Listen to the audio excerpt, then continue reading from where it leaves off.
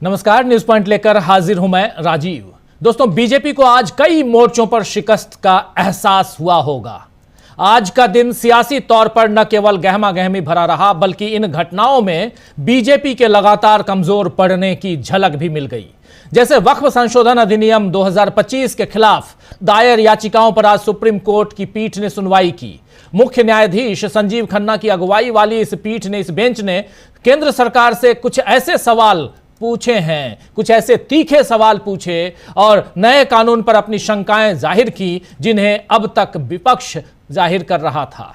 उधर सोनिया गांधी और राहुल गांधी के खिलाफ नेशनल हेराल्ड मामले में दायर चार्जशीट पर आज कांग्रेसियों ने जमकर अपना गुस्सा दिखाया और सड़कों पर उतरकर कहा कि मोदी को कांग्रेस से, गांधी परिवार से, इन तमाम ऐसे लोगों से डर लगता है जो यहां पर हिंदुस्तान में संविधान की रक्षा की बात करते हैं। इसीलिए ईडी को आगे किया गया है।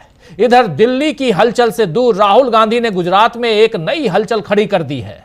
आज राहुल गांधी ने कांग्रेस कार्यकर्ताओं को साफ साफ बता दिया कि जो पार्टी को मजबूत करने का काम करेगा, पार्टी उसका न केवल सम्मान करेगी बल्कि फैसले लेने का हक उसे देगी। वहीं बीजेपी को एक बड़ा झटका तमिलनाडु से भी लगा, जहां अभी अमित शाह अन्ना द्रमुक से गठबंधन करके लौटे थे। AIADMK, आपको याद होगा, उसके साथ अभी 3 दिन पहले गठबंधन करके लौटे थे। लेकिन अब वक्फ कानूनों में बदलाव के खिलाफ विरोध प्रदर्शनों के मद्देनजर मुसलमानों सहित अल्पसंख्यक समुदायों के वोटों में संभावित नुकसान को देखते हुए AIADMK ने अपना रुख बदल लिया है। पार्टी मुखिया ने कहा है, यानी पार्टी मुखिया वहां AIADMK के कौन है आप जानते हैं, पलानीस्वामी है, के पलानीस्वामी। उन्होंने कहा है कि तमिलनाडु में जो ये गठबंधन है, वो गठबंधन तमिलनाडु की जनता गठबंधन सरकार को स्वीकार नहीं करेगी और बीजेपी के साथ गठबंधन केवल चुनाव के लिए, कोटेड केवल चुनाव के लिए है।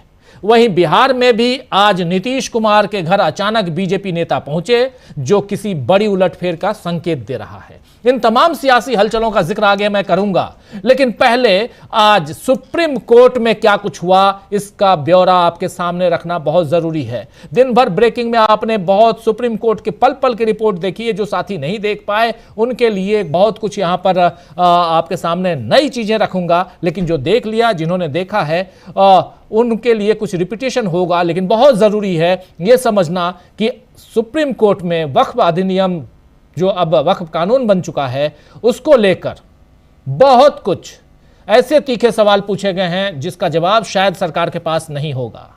आज सुप्रीम कोर्ट ने वक्फ संशोधन अधिनियम 2025 को चुनौती देने वाली याचिकाओं पर CJI संजीव खन्ना और न्यायमूर्ति संजय कुमार और न्यायमूर्ति KV विश्वनाथन की पीठ यानी बेंच ने सुनवाई की और इस दौरान बेंच ने केंद्र सरकार से वक्फ बाय यूजर संपत्तियों, वक्फ बाय यूजर, इन संपत्तियों के प्रावधानों पर सवाल उठाए। सर्वोच्च अदालत ने कहा कि कानून के तहत पहले से स्थापित वक्फ बाय यूजर संपत्तियों को डीनोटिफाई करने से दिक्कतें पैदा होंगी। वक्फ बाय यूजर का मतलब है ऐसी संपत्ति जो लंबे समय से धार्मिक या सामाजिक कार्यों के लिए इस्तेमाल हो रही हैं, भले ही उसके कागजात पूरे ना हों। इधर CJI chief justice of India ने सॉलिसिटर जनरल तुषार मेहता से पूछा कि वक्फ बाय यूजर क्यों हटाया गया।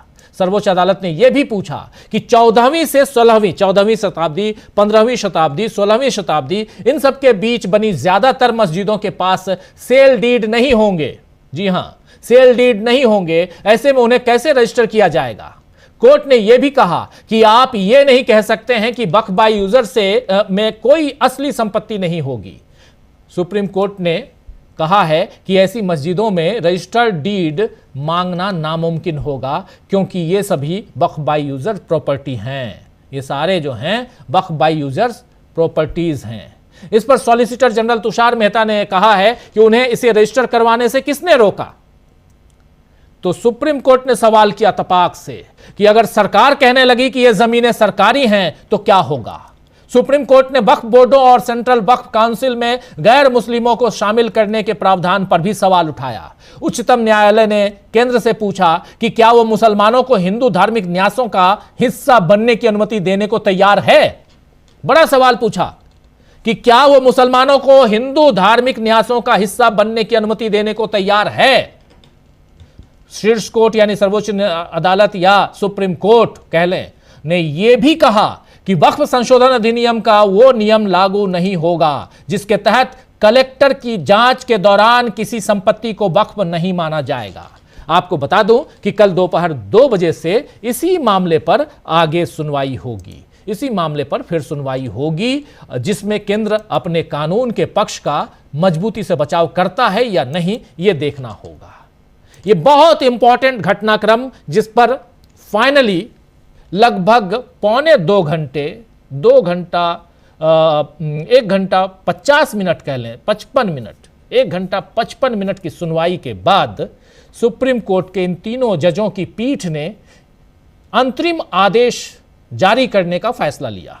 अंतरिम आदेश में ये 3 मामले आए, लेकिन जब अंतरिम आदेश उन्होंने कोर्ट ने कहा कि हम ये 3 जो पॉइंट हैं जो पहले मैं आपके सामने रख चुका हूं, इन 3 पॉइंट्स पे हम फैसला सुनाने जा रहे हैं, जिस पर तुषार मेहता ने कहा कि मिलॉर्ड, इस पर थोड़ी सी हम अपनी बात रखना चाहते हैं, हमको और समय चाहिए। तो मिलॉर्ड ने कल के लिए समय दे दिया, कल 2 बजे। कल 2 बजे से फिर इस पर सुनवाई होगी, लेकिन साफ दिख रहा है कि यहां पर सरकार बुरी तरह से फंस गई है। चलिए यहां इस पर चर्चा करेंगे, आगे हमारे तमाम साथियों के बीच हम चलेंगे तो। लेकिन वहीं आज राहुल गांधी ने गुजरात में कहा है, गुजरात पहुंचे राहुल गांधी और उन्होंने क्या कुछ कहा पहले बता चुका हूं, लेकिन उनकी जुबानी जरा सुन लीजिए। बहुत इंपॉर्टेंट बातें राहुल गांधी कह रहे हैं। गुजरात पहुंचकर सीधा चैलेंज कर रहे हैं नरेंद्र मोदी को। यह तीसरी उनकी यात्रा है और पिछले 15-20 दिनों में, और पिछले हफ्ते ही बुधवार को राहुल गांधी वहीं थे और आज फिर बुधवार है, राहुल गांधी वहां हैं। गुजरात से अगर राहुल गांधी चुनौती देंगे तो नेशनल हेराल्ड मामला तो सामने आएगा ही, ये तो आप सब जानते हैं, ईडी तो सामने आएगी ही। लेकिन पहले राहुल गांधी को सुनिए। हम, जैसे मैंने कहा, हम डिस्ट्रिक्ट में लीडरशिप ला रहे हैं। हम जो सचमुच में डिस्ट्रिक्ट का लीडर है और डिस्ट्रिक्ट को डेवलप कर सकता है, उसको हम डिस्ट्रिक्ट प्रेसिडेंट बनाएंगे, पहली बात। दूसरी बात,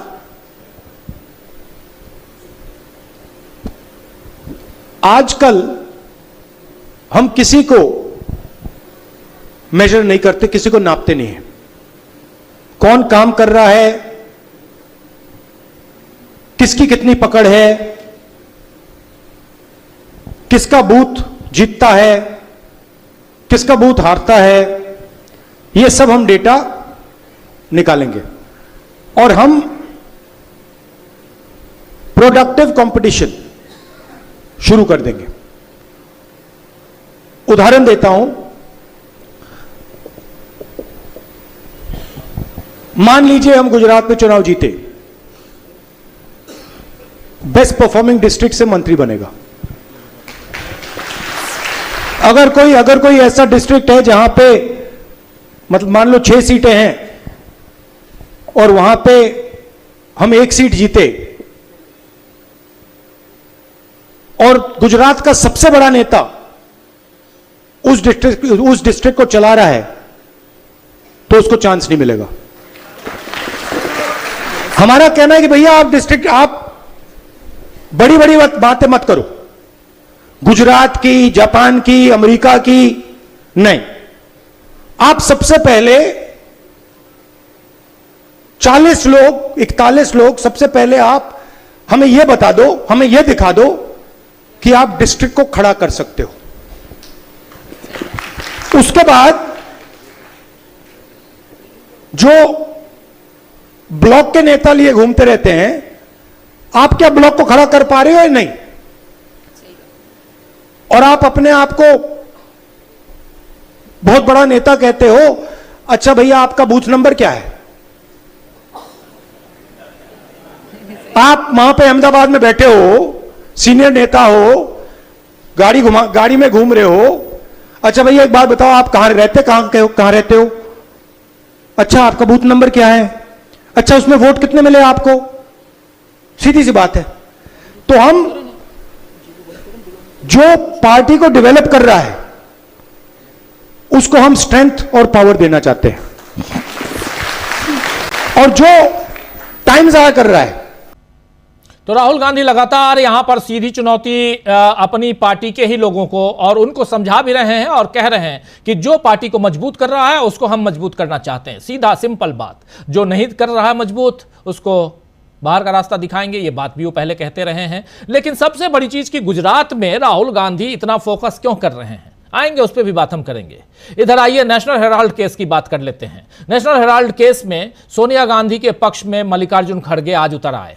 उन्होंने भी अपना बयान दिया है, उनके बयान को सुने। लेकिन उससे पहले आपको यह भी बता दूं कि नेशनल हेराल्ड केस में कल ही चार्जशीट दाखिल की गई ईडी की तरफ से, और उस चार्जशीट में सोनिया गांधी, राहुल गांधी, सैम पित्रोदा, इन तमाम नेताओं का नाम है और खास तौर पर राहुल गांधी, सोनिया गांधी का नाम। इसके कई मायने हैं। और कल जबकि आज सुनवाई हो रही थी बक बिल पर सुप्रीम कोर्ट में, इसके जो याचिकाएं लगी थी, आज सुबह 11 बजे तक जितनी भी याचिकाएं लगाई गई थी सब पर सुनवाई हुई है और 70 से ज्यादा याचिकाएं थी। लेकिन सबसे बड़ी चीज कि उससे पहले, उसकी पूर्व संध्या पर आखिर ईडी को इतनी हड़बड़ी क्यों थी कि चार्जशीट आज ही जमा करना है, या कुछ खेल है, सियासी तौर पर इसका फायदा उठाने की कोशिश है। खैर, मल्लिकार्जुन खड़गे सोनिया गांधी के पक्ष में क्या कुछ कह रहे हैं, जरा सुन लीजिए।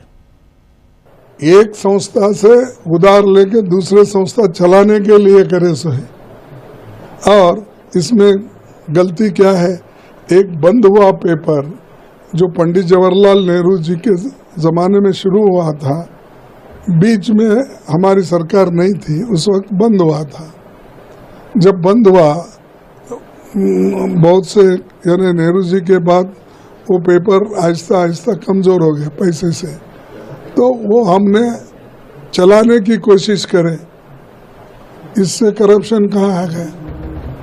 करप्शन बोले तो किसी का काम करता हूँ बोल के पैसे लिए तो करप्शन, या हुकूमत में रह के अगर पैसे लिए करप्शन। ये तो देश के लिए, ये पेपर चलाने के लिए नेहरू जी ने किया था, कौमी आवाज। तो यहां पे आप सुन रहे थे मल्लिकार्जुन खड़गे को नेशनल हेराल्ड केस में क्या कुछ हुआ है उस मसले पर अपनी बात, अपने विचार रखते हुए। तो दोस्तों, दिल्ली से लेकर गुजरात तक बीजेपी फंसी दिखाई दे रही है। वहीं आज बिहार में सीएम नीतीश कुमार से मिलने बिहार भाजपा के अध्यक्ष दिलीप जायसवाल, डिप्टी सीएम सम्राट चौधरी, केंद्रीय गृह राज्य मंत्री नित्यानंद राय, भीखू भाई दालसानिया, नितिन नवीन और नागेंद्र त्रिपाठी अचानक उनके घर पे पहुंच गए। इतने सारे नेताओं, कद्दावर नेताओं का एक साथ सीएम आवास जाना सियासी गलियारे में हलचल तो मचाएगा ही, और हलचल मच गई। लोग अनुमान लगा रहे हैं कि बिहार में कोई बड़ा फैसला हो सकता है। आप जानते हैं कि नायब सिंह सैनी के बयान के बाद नीतीश कुमार की नाराजगी उनके बेटे के जरिए जाहिर हो गई है, और उन्होंने, उनके बेटे ने साफ साफ यह कह दिया था कि अमित शाह ने खुद नीतीश कुमार को सीएम बनाने की बात कही थी। अब नीतीश को क्या मनाने की कोशिश में बीजेपी लगी है, या इस मुलाकात के कोई और मायने हैं, यह तो देखना ही होगा। आने वाले समय में इन सब पे बात करेंगे। लेकिन इन सब से इतर सबसे बड़ी चीज कि उधर आखिर क्या हो गया तमिलनाडु में AIADMK का कहना है कि चुनाव तो साथ में लड़ेंगे हम, लेकिन सरकार अगर बनाने की नौबत आई तो हम सरकार साथ में नहीं बनाएंगे, क्योंकि तमिलनाडु की जनता बीजेपी के क्रियाकलापों को पसंद नहीं कर रही है। तो क्या शादी से पहले डाइवोर्स हो गया है बीजेपी और AIADMK के बीच? जानने की कोशिश करेंगे। आइए न्यूज पॉइंट में चर्चा यही करते हैं कि किस तरह सुप्रीम कोर्ट से लेकर गुजरात और तमिलनाडु तक बीजेपी को लग रहे हैं बड़े बड़े झटके, और झटके अभी जारी रहेंगे। हमारे साथ कुछ वरिष्ठ साथी जुड़े हुए हैं, उन सबसे पहले आपका परिचय करवाता हूं। देखिए, 4 वरिष्ठ साथी जुड़े हुए हैं। अमलेंदु उपाध्याय जी हैं, प्रशांत टंडन जी हैं, सुनील शुक्ला जी हैं, डॉक्टर राकेश पाठक जी हैं। आप चारों का स्वागत इस्तकबाल है। स्वागत इस्तकबाल आप तमाम दोस्त, साथी, शुभचिंतक, आप सबका, जो अब तक जुड़ चुके हैं उनका भी, जो जुड़ने वाले हैं उनका भी। सीधे डॉक्टर राकेश पाठक जी आपके पास आना चाहता हूं।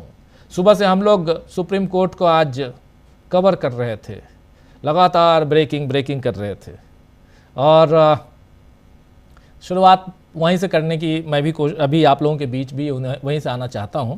और वक्फ बोर्ड में जो संशोधन, उस बिल को कानून बनाया गया, सुप्रीम कोर्ट में आज CJI ने जो रगड़ा है, रगड़ना ही कहते हैं इसको विशुद्ध हिंदी में, जो रगड़ मारा है, हिल के रह गए सरकारी वकील तुषार मेहता जी। कहने लगे कि कल फिर से सुनवाई करवा दीजिए फिर से, जबकि यहाँ अंतरिम आदेश ऑलरेडी पारित करने और क्या आदेश देने जा रहे हैं ये भी उन्होंने बता दिया सीजेआई ने।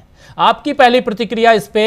70 से ज्यादा याचिकाएं, आज 11 बजे तक याचिकाएं, कह दिया गया था कि जितनी याचिकाएं आ जाएंगी याचिकाएं सब पे, पिटीशंस जितने आएंगे सब पे सुनवाई करेंगे। दूसरी बात, लेकिन उन्होंने ये भी कहा कि सब इतने लोग हैं, इतने लोगों के वकील हैं, सब एक साथ मत बोलिए, मैं जिसको पुकारूंगा जिसका नाम वो बोलेगा। कपिल सिब्बल ने इसकी शुरुआत की, अभिषेक मनु सिंघवी ने बात रखी अपनी, राजीव धवन ने अपनी बात रखी, सीयू सिंह ने बातें रखी, बहुत सारे वकीलों ने, लेकिन 7-8 वकीलों ने अपनी बातें रखी और उसके बाद तुषार मेहता आए और तुषार मेहता फंस गए सीजेआई की जाल में। क्या कहेंगे? सब मैं देश को नाउम्मीद नहीं करना चाहता हूं। आज बहुत उम्मीद की निगाहों से देश ने सबसे बड़ी अदालत की दहरी की तरफ देखा है, लेकिन इतना जरूर याद दिला देना चाहता हूं देश को, अपने आप को भी, एक नागरिक के नाते, कि इसी सुप्रीम कोर्ट से पिछले कुछ सालों में बड़ी बड़ी बातें हुई हैं। 2.5 से डॉक्टर साहब, लोकतंत्र का हत्यारा कहा गया किसी को, लेकिन सजा नहीं दी। एक राज्य की सरकार को पूरी तरह असंवैधानिक कहा गया, लेकिन फैसला नहीं सुनाया गया। तो आज उम्मीद तो जागती है, लेकिन साथ में ये डर भी सामने उभर कर आ जाता है, कहीं ऐसा तो नहीं कि पिछले 10 सालों से जो कुछ हो रहा था वैसा ही कुछ अंत में ना हो जाए। सारे सवाल बड़े बड़े किए जाएं सॉलिसिटर जनरल से, सरकार को कटघरे में खड़ा किया जाए और आखिर में फैसला किंतु परंतु अगर मगर आदि इत्यादि के साथ हो, और जिसमें कद्दू का बेर और बेर का कद्दू बनाने जैसी कवायद दिखाई दे, नतीजा कुछ नहीं निकले। कम से कम आज हम ये उम्मीद कर सकते हैं कि प्रधान न्यायाधीश से लेकर सुप्रीम कोर्ट की पूरी पीठ ने जिस तरह के सवाल किए हैं, उससे ऐसा लगता है कि फैसला न्याय के हित में होता है। हम न वक्फ बोर्ड के हक की बात कर रहे हैं, न मुसलमानों के हक की बात कर रहे हैं। देश न्याय के सिद्धांतों पर चलना चाहिए, इसलिए हम उम्मीद कर रहे हैं कि जो कुछ न्याय से कहा जाए, न्याय की कसौटी पर कसा जाए, फैसला वैसा आना चाहिए।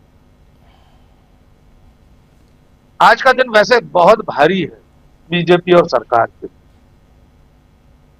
पहले सुप्रीम कोर्ट में जितनी बातें कही गई संक्षेप में उन्हें दोहरा लें, आपने काफी विस्तार से बता दिया है जी। डॉक्टर साहब, इनमें से ऐसी कौन सी बात है, ऐसा कौन सा सवाल है जो संसद में जेरे बहस विपक्ष ने नहीं पूछा था? एक भी ऐसा तर्क है जो डॉक्टर राजीव रंजन ने नहीं पूछा था जब उस पर बहस हो रही थी सदन में? तमाम सारे बैरिस्टर साहिबान ने नहीं पूछा था। वही सारे सवाल तो आज सीजेआई पूछ रहे थे। यानी हम ये तसल्ली कर सकते हैं कि उस वक्त सदन में विपक्ष जो सवाल पूछ रहा था, हम और आप जो सवाल पूछ रहे थे, कमोबेश वे सारे सवाल सही थे। अब कल क्या होता है, कल देखने में आएगा। लेकिन जो मैं कह रहा था कि आज का दिन बड़ा भारी है बीजेपी और मोदी शाह के लिए। एक उदाहरण आपने तमिलनाडु का दे दिया कि प्रथम ग्रासे मच्छी का पात हो गया, पहले ही कौर में मक्खी आ गई, एआईएडीएमके ने नमस्ते सदा वत्सले कर दिया। दूसरी एक और घटना हुई है राजीव, बहुत महत्वपूर्ण है। नागपुर के म्युनिसिपल कमिश्नर ने बिना शर्त माफी मांगी हाईकोर्ट में खड़े होकर, लेकिन बेशर्मी और निर्लज्जता की पराकाष्ठा यह है कि वो कमिश्नर अदालत के सामने खड़े होकर यह कह रहा था कि मुझे इस बारे में सुप्रीम कोर्ट के निर्देशों की जानकारी नहीं। डॉक्टर साहब, कितने मामले छतरपुर में बुलडोजर चलने के बाद, उत्तर प्रदेश में बुलडोजर चलने के बाद, हरियाणा, मध्य प्रदेश, राजस्थान, कितने मामलों में सुप्रीम कोर्ट दोहरा चुका है कि इस तरह बुलडोजर नहीं चलाए जा सकते। ये जो नागपुर का म्युनिसिपल कमिश्नर है, ये आकाश गंगा में से किस ग्रह पर रहता है कि उसे सुप्रीम कोर्ट के दिशा निर्देशों की जानकारी नहीं? एक बार फिर दोहराऊंगा, क्या सिर्फ बिना शर्त माफी मांगने से नगर निगम नागपुर के कमिश्नर का अपराध शून्य हो जाएगा या अदालत उसे सजा देगी? क्या अदालत उसे इस बात के लिए सजा नहीं देगी कि इतने बड़े जिम्मेदार पद पर बैठे हुए अधिकारी को सुप्रीम कोर्ट के बार बार दोहरा रहे निर्देशों की जानकारी नहीं? वो कटघरे में खड़े होकर कह रहा है मुझे पता नहीं था कि सुप्रीम कोर्ट ने ऐसा कुछ कहा। डॉक्टर साहब, किसको नहीं पता होगा? हम और आपने इतनी डिबेट की बुलडोजर न्याय पर, अन्याय पर, न्याय क्यों, अन्याय पर। हिंदुस्तान का एक भी चैनल ऐसा नहीं होगा जिसमें उस पर डिबेट ना हुई हो। लेकिन नागपुर के म्युनिसिपल कमिश्नर को नहीं मालूम कि सुप्रीम कोर्ट ने क्या गाइडलाइन, क्या दिशा निर्देश। राहुल गांधी के तेवरों पर आगे हम बात करेंगे। एक लाइन में अभी अपनी बात खत्म करूंगा कि राहुल गांधी के आज जो तेवर हैं वो करो या मरो के, डू और डाई के। वे पार्टी के सामने चुनौती रख रहे हैं, नेताओं के सामने एक चैलेंज रख रहे हैं कि खुद को साबित करो और मंत्री पद ले जाओ। कांग्रेस की यही तो खामी थी, संगठन की खामियां थी, जवाबदेही की खामी थी। कोई जवाबदेह नहीं था। पार्टी हार जाए हमारी बला से, जीत जाए तो सत्ता की मलाई के दोने में से मलाई रबड़ी लेने के लिए सब तैयार। 10 साल जब सत्ता थी तब हमने देखा ही था। तो मुझे लग रहा है कि गुजरात में मोदी शाह की कर्म भूमि में संघ की और बीजेपी की प्रयोगशाला में घुसकर राहुल गांधी अपने कार्यकर्ताओं और नेताओं को भी ललकार रहे हैं। वे सिर्फ मोदी शाह को नहीं ललकार रहे, वे जानते हैं कि अगर कांग्रेस को फीनिक्स की तरह अपनी राख में से खड़ा करना है तो गुजरात से ज्यादा उर्वर जमीन और कोई हो नहीं सकती। राजू, आगे चुनाव में क्या होगा ये राहुल गांधी और कांग्रेस के तेवरों को देखना। बिल्कुल बिल्कुल। जब महाराष्ट्र का जिक्र, आप नागपुर का जिक्र कर रहे हैं, तो महाराष्ट्र का एक केस और था उर्दू को लेकर। एक साइन बोर्ड, पूर्व काउंसलर ने उसके लिए याचिका लगाई थी। सुप्रीम कोर्ट में आज सुनवाई हुई। 2 जजों की बेंच ने उर्दू भाषा पर, और जो धुलिया साहब, जस्टिस धुलिया ने जो वहां अपना वर्डिक्ट, अपना फैसला सुनाया है, जबरदस्त फैसला है। उसमें सुप्रीम कोर्ट ने कहा है कि यह गलत धारणा है कि उर्दू भारत के लिए विदेशी है। ये एक ऐसी भाषा है जो इसी भूमि में जन्मी है, और भाषा, और उन्होंने ये भी कहा है कि किसी भी भाषा को आप धर्म से नहीं जोड़ सकते। भाषा धर्म नहीं है, भाषा धर्म का प्रतिनिधित्व भी नहीं करती है। भाषा एक समुदाय, एक क्षेत्र, एक लोगों की होती है, न कि किसी धर्म की होती है। जस्टिस धुलिया जब लिख के ये तमाम बातें बता रहे थे तो उन्होंने कहा कि भाषा सीखने का साधन बनने से पहले इसका सबसे पहला और प्राथमिक उद्देश्य हमेशा संचार ही रहेगा। और सर्वोच्च अदालत ने यह भी कहा है कि उर्दू के इस्तेमाल का उद्देश्य केवल संवाद स्थापित करना है, किसी धर्म के साथ जुड़ना नहीं है। और इसके साथ साथ उन्होंने ये भी कहा, इकबाल अशहर का एक की नज़्म एक पढ़ते हुए उन्होंने अपनी बात रखी है। कहा है कि उर्दू है मेरा नाम, मैं खुसरो की पहेली, क्यों मुझको बनाते हो ताज्जुब का निशाना, मैंने तो खुद को कभी मुसलमान नहीं माना, भी खुशियों का जमाना, अपने ही वतन में हूं अगर आज अकेली, उर्दू है मेरा नाम, मैं खुसरो की पहेली। ये इन्होंने लिखकर ये देख लीजिए। और इसके बाद उर्दू, चूंकि कोर्ट की बात आई तो ये बात यहां रखना जरूरी है। उर्दू को लेकर जो बातें होती हैं, और अब तो नफरत की पराकाष्ठा है, नफरत का बाजार आप इतना फैला चुके हैं कि अब आपको यह लगता है कि नहीं, उर्दू भी किसी धर्म विशेष की भाषा है। साफ साफ कहा गया कि ये कहीं इधर उधर से नहीं, और न ही एलियन के थ्रू, यानी न ही आसमान से टपकी हुई भाषा है, ये यहीं की है, यहीं जन्मी है। खैर, ये जरूरी था जानना समझना। लेकिन आना चाहता हूं प्रशांत टंडन जी आपके पास। सुप्रीम कोर्ट रगड़ रहा था, सुप्रीम कोर्ट यहां परेशान कर रहा था आज नरेंद्र मोदी की सरकार को, उनके चाहने वाले लोगों को, और उनके पार्टी के कार्यकर्ताओं को। और दूसरी तरफ उधर राहुल गांधी उन्हीं के राज्य में यानी गुजरात में जाकर अलग ललकार रहे थे। इन दोनों पे चर्चा आपके ज़रिए आगे बढ़ाना चाहता हूं। वक्फ संशोधन अधिनियम 2025, जिसमें बहुत सारी चीज़ें हैं, और साफ साफ उन्होंने कहा, सुप्रीम कोर्ट ने वक्फ पे ये भी कहा कि जब हिंदू धर्म के किसी ऐसे संगठन में अगर हिंदू ही हो सकता है मेंबर, सिख में अगर सिख ही हो सकता है तो इस्लाम में क्यों दूसरा? ये सवाल पूछा गया और सीजेआई ने यह सवाल पूछा है। हालांकि इन तमाम वकीलों ने, चाहे कपिल सिब्बल, अभिषेक मनु सिंघवी, इन लोगों ने अपनी बात रखी थी, ये पॉइंट भी उन्होंने रेज किया था। आपकी टिप्पणी? जी देखिए, आज संविधान के लिए बहुत बड़ा दिन था सुप्रीम कोर्ट में, और संविधान जिसका कि मूल आधार जो है वो धर्मनिरपेक्षता भी है, और उसका संरक्षण आज सुप्रीम कोर्ट ने किया, खुद चीफ जस्टिस ने भी किया। अभी आप तुषार मेहता की बात कर रहे थे। जब तुषार मेहता ने, जब सुप्रीम कोर्ट ने ये कहा कि क्या आप मंदिरों के या हिंदू धर्म के किसी ट्रस्ट पे मुसलमानों को रखेंगे, तो तुषार मेहता उनसे सवाल करते हैं, तो इस लिहाज से तो आप भी सुनवाई नहीं कर सकते। जी जी जी। तो बहुत बढ़िया खूबसूरत जवाब चीफ जस्टिस का था। चीफ जस्टिस ने कहा कि हम यहाँ पे सेकुलर हैं और किसी धर्म के नहीं, हम न्याय करने बैठे हैं। और यहीं से जस्टिस खन्ना अपने आप को रंजन गोगोई और चंद्रचूड़ से अलग कर लेते हैं कि मैं वो नहीं हूं।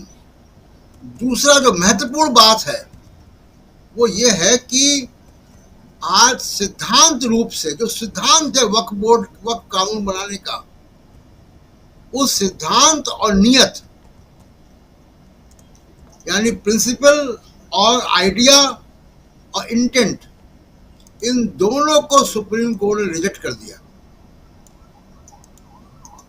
कि आप वक्फ की प्रॉपर्टी पे सरकारी कब्जा जो है बनाने का जो इंटेंट है वो, और दूसरा कि वक्फ की जमीनों का पूरा जो मैनेजमेंट है वो गैर मुसलमानों के हाथ चला जाए या हिंदुओं के हाथ चला जाए।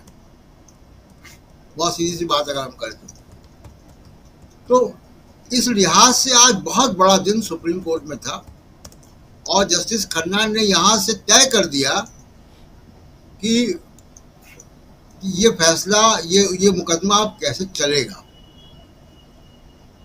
उन्होंने सवाल पूछा कि 22 में से 8 मुस्लिम हैं वह काउंसिल में, ये कैसे हो रहा है? क्या ऐसा किसी और धर्म के न्यास में, ट्रस्ट में, कमेटियों में होता है? और उन्होंने सिर्फ एक्स ऑफिसियो, यानी कोई जिलाधिकारी है और बतौर जिलाधिकारी वो एक उसमें कमेटी में है, उसी की मंजूरी दी है। तो सिद्धांत रूप से आज सुप्रीम कोर्ट ने मोदी सरकार की नीयत और उनके तरीके दोनों को जो है खारिज कर दिया है। अब वो शेप लेगा और ऑर्डर में आर्गुमेंट होंगे, लेकिन आज पहले दिन जो दिशा दिखाई दी वो ये है, वो महत्वपूर्ण है। दूसरी बात, जो गुजरात की बात आपने अभी राहुल गांधी का बाइट दिखाया, बहुत इंपॉर्टेंट है। वो सीधा जुड़ा हुआ है नेशनल हेराल्ड की चार्जशीट से। अब मैं बताता हूं कैसे जुड़ा है। 2022 में सोनिया गांधी और राहुल गांधी से पूछताछ हुई थी। अब चार्जशीट क्यों आ रही है? जब राहुल गांधी गुजरात में फोकस कर रहे हैं,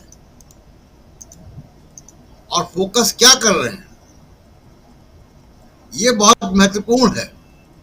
मुझे ऐसा लगता है कि 2017 के चुनाव की हार के कारण की समीक्षा राहुल गांधी ने बहुत ही होशियारी से कर ली है। 2017 का चुनाव में कांग्रेस सत्ता में आते आते रह गई थी, और उस वक्त जो बात चर्चा में आई थी राजनीतिक गलियारों में वो ये, और उसके बाद के सारे चुनाव में ये हुआ कि बीजेपी ने गुजरात कांग्रेस को हाईजैक कर लिया है। गुजरात कांग्रेस के बड़े नेता, छोटे नेता, डिस्ट्रिक्ट लेवल के नेता काम बीजेपी के लिए करते हैं जी। ये राहुल गांधी ने पकड़ लिया इस बात को। तो इसलिए वो जवाबदेही तय कर रहे हैं डिस्ट्रिक्ट लेवल पे। उनका पूरा प्लान को आपने सुनाया, डिस्ट्रिक्ट लेवल पे वो कह रहे हैं बूथ का एनालिसिस करेंगे। तो अब ये नेतागिरी नहीं चलेगी कि आप कांग्रेस के मंचों पे रहो, कांग्रेस की रैलियों पे रहो और चुनाव के लिए आप बीजेपी के लिए काम करो अंदर खाने। 2017 के चुनाव में यही हुआ था, वरना कांग्रेस की सरकार बनने जा रही थी वहां। तो जो लोकल यूनिट को बीजेपी ने हाईजैक कर लिया है, पैसे से डरा के धमका के। और गुजरात के कई पॉलिटिशियंस, कई एक्टिविस्ट मुझे ये बात बहुत समय से बताते रहे हैं, राहुल गांधी ने इसकी चूड़ी कसी है, इसलिए नेशनल हेराल्ड का केस निकाला गया है। नेशनल हेराल्ड का केस क्या है? मनी लॉन्ड्रिंग का केस है। मनी लॉन्ड्रिंग का केस अद्भुत केस है, बिना मनी के मनी लॉन्ड्रिंग हो गई। मनी कहाँ है? क्या राहुल गांधी, प्रियंका गांधी, सोनिया गांधी के अकाउंट में 1 रुपया भी आया? आ भी नहीं सकता है, क्योंकि यंग इंडिया जो कंपनी है वो सेक्शन 8 कंपनी है, नॉन प्रॉफिट कंपनी है। उसके एसेट न बिक सकते हैं, न डायरेक्टर के पास जा सकते हैं। तो केवल और केवल, और उसमें कंप्लेनेंट कांग्रेस, नेशनल हेराल्ड और यंग इंडिया के बीच का मामला है। कंप्लेनेंट कौन है? सुब्रमण्यम स्वामी। उन्होंने अपना एक कहानी बेची, मेंबर, राज्यसभा के मेंबर बन गए, उनको ब्लैक कैट कमांडो मिल गए, सरकारी मकान मिल गया। उन्होंने अपना कहानी बेच के अपना फायदा कर लिया। लेकिन ये कहानी का इस्तेमाल अब क्यों हो रहा है? गुजरात की वजह से हो रहा है। और आखिरी बात AIADMK की, आप बता चुके हैं कि AIADMK ने ये कहा कि केवल इलेक्शन में हम टाई अप करेंगे, हम सरकार में शामिल नहीं होने जा रहे, हमारा गठबंधन नहीं है बीजेपी के साथ। असल बात क्या हुई है कि जो पलनीस्वामी है, उनको तो उन्होंने अपने इंडिविजुअल लेवल पे कर दिया फैसला, पार्टी के नेता उसमें शामिल नहीं थे, पार्टी नेताओं का विरोध था। और सबको लग रहा है कि जो इश्यूज वहाँ पे भाषा के हैं, जो वक्फ बोर्ड का इशू है, जो डिलिमिटेशन के इश्यूज हैं, वो सारे इश्यूज में बीजेपी के साथ आने पर नुकसान होगा, पार्टी खत्म हो जाएगी। उनकी पार्टी वैसे ही बहुत बुरी स्थिति में है, इसलिए विड्रॉ किया है। और इसमें सबसे जो बुरा हुआ किसी के साथ, वो अन्नामलाई, जो बीजेपी के पूर्व अध्यक्ष है स्टेट के, वो पुलिस की नौकरी छोड़ के सत्ता में, राजनीति में आए थे। AIADMK ने कहा कि उनको हटाओ तब हम सब गठबंधन करेंगे। उनको हटा भी दिया बीजेपी ने, अब गठबंधन भी नहीं है। वो तो बेचारे बिना वतन के शहीद हो गए। जी जी राजीव जी, बिल्कुल बिल्कुल बिल्कुल आप सही कह रहे हैं। हमारे साथ प्रोफेसर रविकांत जी भी जुड़ गए हैं। प्रोफेसर साहब, आपके पास आता हूं, फिर सुनील शुक्ला जी के पास आता हूं। और आज का दिन आप भी खबरों को देख रहे होंगे, अलग अलग बहुत सारी खबरें, लेकिन बहुत महत्वपूर्ण 2-3 खबरें। एक तो दिल्ली में सुप्रीम कोर्ट से जो खबर है वो बहुत इंपॉर्टेंट है। सुप्रीम कोर्ट में आज वक्फ बिल पर जो सुनवाई थी, और उसमें सुप्रीम कोर्ट CJI ने खुद मोर्चा संभाला हुआ था, और तुषार मेहता जो सॉलिसिटर जनरल हैं वो परेशान दिखे। अंतरिम आदेश का पॉइंट भी बता दिया उन्होंने कि क्या क्या करना है, लेकिन तुषार मेहता जी को उस पर बात करनी थी, तो कल का समय दिया गया है। अंतरिम आदेश को अभी रखा गया है एज इट इज़। लेकिन दूसरी सबसे बड़ी चीज़ कि उधर राहुल गांधी, जिस पे अभी चर्चा कर रहे थे प्रशांत टंडन जी, तीसरी बात भी इम्पॉर्टेंट है, जिसमें तमिलनाडु से अभी लौट के आया अमित शाह, और तमिलनाडु में उनका ही सहयोगी दल जो है यानी AIADMK, उसका कहना है कि चुनाव साथ में लड़ लेंगे, लेकिन तमिलनाडु की जनता हमें माफ़ नहीं करेगी, इनके साथ चलने नहीं देगी, और इसलिए हम अगर सरकार बनाने की नौबत आई तो हम साथ में सरकार नहीं बनाएंगे, यानी शादी से पहले तलाक। लेकिन सबसे बड़ी चीज़ कि ये जो सुप्रीम कोर्ट में जो मामला है, वक्फ बोर्ड संशोधन, वक्फ संशोधन अधिनियम 2025, ये जो मामला है, और इसमें एक बात और भी है कि इस नाम पे जो हिंसा हो रही है उसको भी रोकना चाहिए। बहुत सारी बातें कही गई हैं सुप्रीम कोर्ट की तरफ से, हम लोग लगातार उसको कवर कर रहे थे, पल पल की जो वहाँ जो दलीलें पेश की जा रही हैं उसको हम अपने दर्शकों तक पहुँचा रहे थे। लेकिन आपसे समझना चाहता हूँ प्रोफेसर साहब कि इसका कितना असर, अब चूँकि सुप्रीम कोर्ट का फैसला जो भी आए, लेकिन सुप्रीम कोर्ट की इतनी जो दलीलों के बाद जो बातें निकल के आई हैं, इसका कितना असर आप देखते हैं उत्तर प्रदेश, पश्चिम बंगाल, बिहार, इन सब राज्यों में जहां अल्पसंख्यक वर्ग ज़्यादा हैं और प्रोटेस्ट भी ज़्यादा ऐसे राज्यों में हो रहे हैं? अजू जी, 10-11 साल तो मिनिमम यही है कि जिसमें लगातार मुसलमानों के खिलाफ हिंसा हुई है, लिंचिंग हुई है, और कभी भी कोई भी ऐरा गैरा उनको पाकिस्तानी कह सकता है, देशद्रोही कह सकता है, उनको देश निकालने का फरमान दे सकता है। ये जो भयावह स्थितियां हैं, उन भयावह स्थितियों के बीच अल्पसंख्यकों के पास अब कोई विकल्प नहीं बचा है।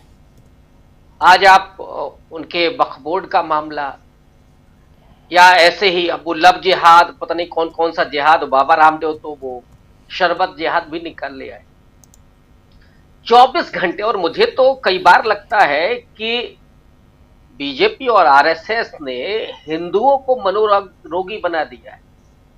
वो रात में भी जब सोते होंगे तो उन्हें यही सब याद आता होगा, यही सपने में आते होंगे। ऐसे में ये जो सुप्रीम कोर्ट में आज सुनवाई हुई, उसमें जस्टिस खन्ना हो, उन्होंने जो अपनी दलीलें पेश की और वकीलों के सामने जो सवाल खड़े किए, वो ये बताते हैं कि सुप्रीम कोर्ट ने बहुत आश्वस्तकारी बात की है। आज अभी फैसला नहीं, आश्वस्तकारी बात की है, और इस पर कहीं ना कहीं वो प्रभाव भी है।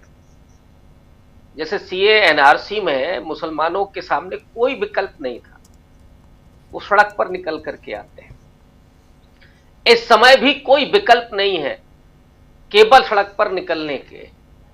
और आज ये बार बार क्यों महसूस किया कर रहा है वो समाज कि ये देश मेरा नहीं है। और मुझे बहुत पुरानी बात याद आ जाती है, 1930 में जब डॉक्टर अंबेडकर पहले गोलमेज सम्मेलन में गए थे, और दूसरे में जब गांधी जी से उनकी बातचीत हो रही थी 31 में, तो उन्होंने बड़ा दुखी होकर के जो कहा था कि गांधी जी, हमारा देश कहाँ है?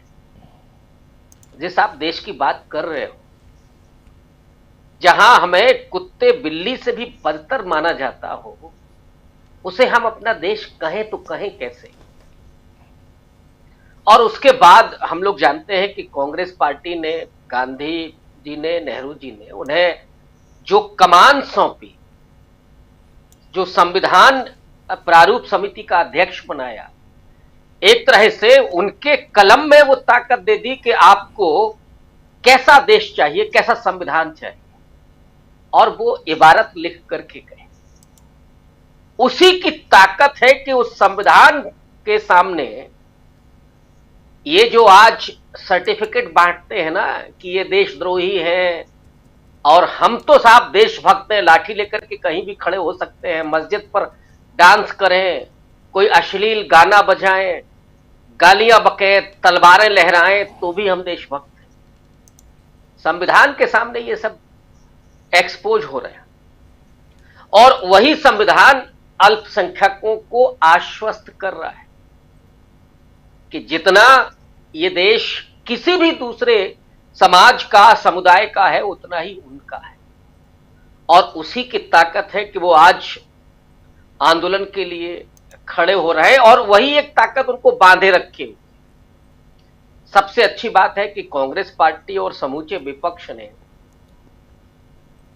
इन लोगों से जो संविधान की हत्या तब से करना चाहते, और इससे दूसरा कोई शब्द नहीं है, जिन्होंने संविधान को कभी सम्मान नहीं दिया।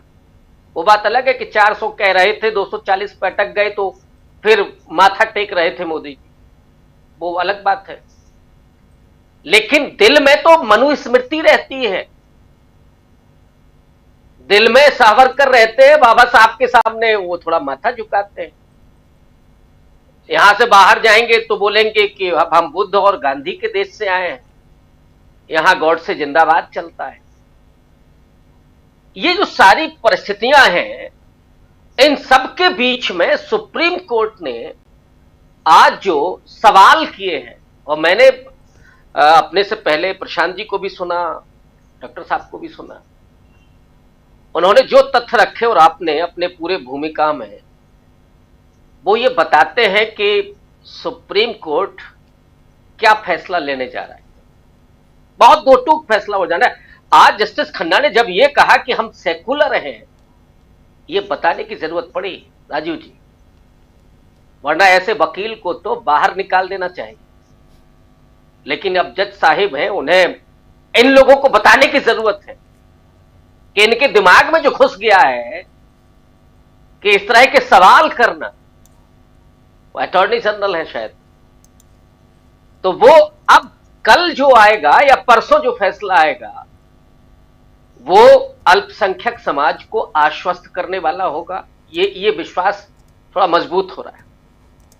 और अगर ऐसा कहीं नहीं होता है बाय द वे, तो अल्पसंख्यकों के पास कोई विकल्प है नहीं, जाहिर सी बात है।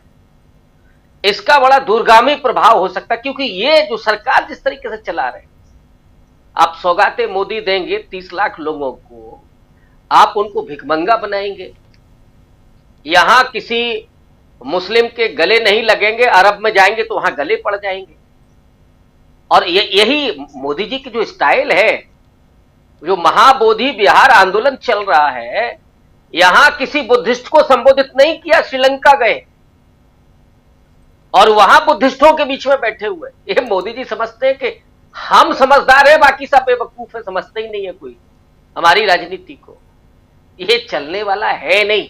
और मैं तो बार बार कह रहा हूं, अब राहुल गांधी जिस किरदार में आ रहे हैं, अव्वल तो ये चीजें बहुत पहले हो जानी चाहिए थी। हम लोग तो लगातार इस पर बात करते रहे कि कांग्रेस को खुल करके उन कमजोरियों पर प्रहार करना होगा। जो भी कमजोर कड़ियां हैं निकाल के बाहर करिए। अगर आप कमजोर कड़ियों को रखेंगे तो आपकी जो श्रृंखला है वो भी विखंडित हो जाएगी। तो एक बड़ी भूमिका में, और मुझे लगता है कि ये समय है, हम जैसे अपने देश को देखते हैं, उसके इतिहास को पढ़ते हैं कि एक बुरा वक्त आता है और फिर वो उठ करके खड़ा होता है। और सुप्रीम कोर्ट ने आज जो मैं समझता हूं संवैधानिक जो भी बात की है, संवैधानिक, हम उसमें बहुत हर्ष व्यक्त करने के लिए भी नहीं है। हाँ, वो तकलीफ तब होती है कि जब चंडीगढ़ वाले साहब को कि ये लोकतंत्र का हत्यारा है और वो एंजॉय कर रहा होता है अपनी लाइफ को, तो जरूर तकलीफ होती है। सुप्रीम कोर्ट से तो हमारी इल्तिजा, हमारी उम्मीदें यही है कि वो संविधान की लगातार व्याख्या करते रहें। देश को संवैधानिक तरीके से चलाने की जिम्मेदारी उनकी है। और ये देश क्यों सुप्रीम कोर्ट की तरफ देखता है जब ऐसे मुद्दे आते हैं, और क्यों सुप्रीम कोर्ट के जज साहिबान की ये इज्जत है, इसी के लिए है। तो उन्होंने अगर ये तमाचा मारा है उस व्यक्ति को कि हम सेकुलर हैं, तो आश्चर्य है कि उसको बताने की जरूरत पड़ गई उस वकील साहब को। लेकिन उनको बताया ना कि हाँ हम सेकुलर हैं, जरा समझ लीजिए, बोल दीजिए अपने आका को कि आप जो भी हो लेकिन हम ये महत्वपूर्ण है। और इसलिए मुझे लगता है कि देश कम से कम आश्वस्त भरी नजरों से देख रहा है सुप्रीम कोर्ट की तरफ। कल क्या होगा हम सब उस पर जरूर बात करेंगे और अभी रहेंगे इन मुद्दों पर। बिल्कुल बिल्कुल। कल 2 बजे से फिर सुनवाई शुरू होगी सुप्रीम कोर्ट में। वहाँ सुप्रीम कोर्ट की सुनवाई की पल पल की रिपोर्ट हम आप तक पहुँचाएंगे लगातार 2 बजे से। लेकिन उससे पहले आज हम चर्चा कर रहे हैं कि सुप्रीम कोर्ट में आज आखिर हुआ क्या और उसके क्या मायने हैं, और दूसरी तरफ राहुल गांधी के बार बार गुजरात जाने के क्या मायने हैं, और अचानक ईडी की चार्जशीट जो है वो आखिर दाखिल क्यों हो जाती है राउजी वेन्यू कोर्ट दिल्ली में नेशनल हेराल्ड केस में, और राहुल गांधी सोनिया गांधी का नाम उसमें क्यों दर्ज हो जाता है। क्या इन सब के तार एक ही जगह से जुड़े हुए हैं? आइए जरा समझने की कोशिश करते हैं सुनील शुक्ला जी से। सुनील जी।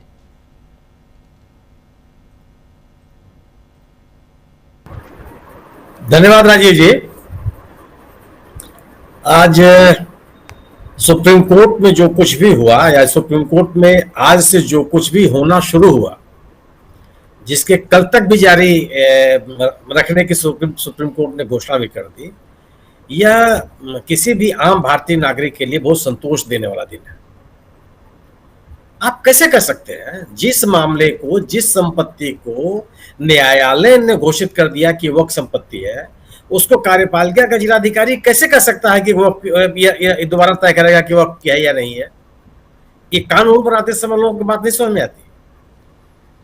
आप इस देश में, जिस देश में बहुभाषी बहुधर्मी लोग रहते हैं, वहां पर आप अलग अलग धर्मों के लिए अलग अलग कानून कैसे बना सकते हैं? अगर आप ये कानून बनाते समय, कानून का प्रस्तावना लिखते समय, संसद में पेश करते समय ये आपके लिए विचारने विषय नहीं है। अगर इस पर सर्वोच्च न्यायालय सवाल पैदा करता है तो वाजिब सवाल है, पूरा देश इससे चिंतित था। इतनी बड़ी प्रतिक्रिया पूरे देश में हुई है। यह काम, जो काम सर्वोच्च न्यायालय कर रहा है, यह जिम्मेदारी तो सरकार की बनती है। सरकार किस लिए बनती है कि संविधान में इन चीजों का प्रावधान है कि इस देश का नागरिक भारतीय नागरिक है, वो हिंदू मुसलमान सिख ईसाई नहीं है। आपको उस नजरिए से देखना पड़ेगा। और सरकार इस संशोधन को भी पास करने के पीछे राजनीतिक एजेंडा था, वही ध्रुवीकरण की राजनीति, वही अल्पसंख्यकों को द्वयम दर्जे के नागरिक बनाने की कोशिश, और वही स्थिति जो ईडी की चार्जशीट है, वह दोनों के राजनीतिक उद्देश्य है। क्या ईडी के चार्जशीट में आप कोई भ्रष्टाचार से लड़ना चाहते हैं? ये कहीं संकेत मिलता है क्या? यह पूरा का पूरा मामला नेशनल हेराल्ड का है, 2012 से शुरू हुआ। उसी जांच एजेंसियों ने न्यायालय में खड़े होकर कहा कि इसमें कोई मनी लॉन्ड्रिंग का केस नहीं बनता। जो एजेंसी चार्जशीट दाखिल कर रही है, वही जांच एजेंसी कह चुकी है जी। सरकार के दबाव में उसके दोबारा जांच शुरू हुई।